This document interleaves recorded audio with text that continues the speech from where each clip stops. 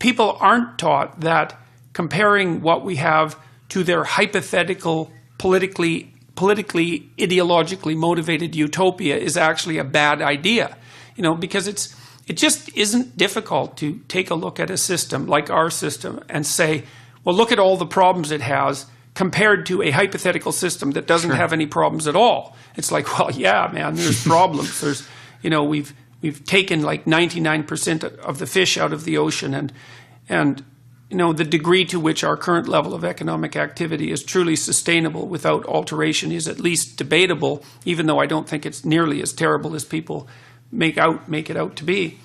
But I don't think it's disputable that our current socioeconomic structures are the most productive and the most free structures that have ever been produced by people anywhere in the world. And one of the things you can say about capitalism and free enterprise and the Western stress on individuality is that even though it does produce inequality, all systems produce inequality, and without any real distinction between the right and the left, by the way, because there's a new book called The Great Leveler by Walter Scheidel, who I'm going to be talking to later this month. He did an analysis, empirical analysis, trying to figure out if you grouped governments by right-wing philosophy, say, or by left-wing philosophy, and then you calculated inequality coefficient, would the left-wing organizations be characterized by reduced inequality? And the answer was no. There's no evidence that they are. And what that points to, and this is something very fundamental, it's far more fundamental than political,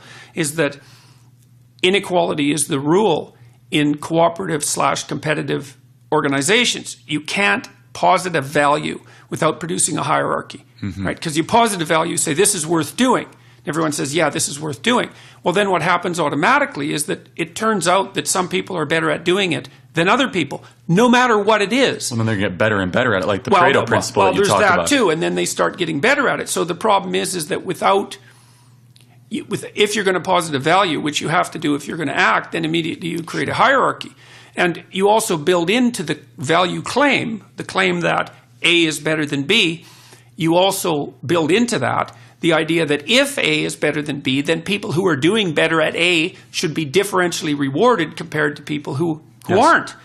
There's no way around that if you're going to play the game. And so you're stuck with inequality. But there isn't any evidence that social engineering policies are really very good at dispensing with inequality, which is a fundamental political problem. And no one really knows what to do about it. But criticizing the entire society, I mean, the thing about the West, and this is increasingly true all over the world, is that our approach generates a tremendous amount of wealth. For everyone. I mean, it even happened in China, you know, despite their exceptionally totalitarian leanings.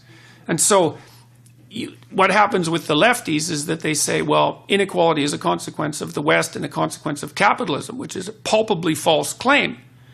And they say, well, because it produces inequality, then it's a corrupt system. It's like, no, every system produces inequality, but hardly any also produce wealth.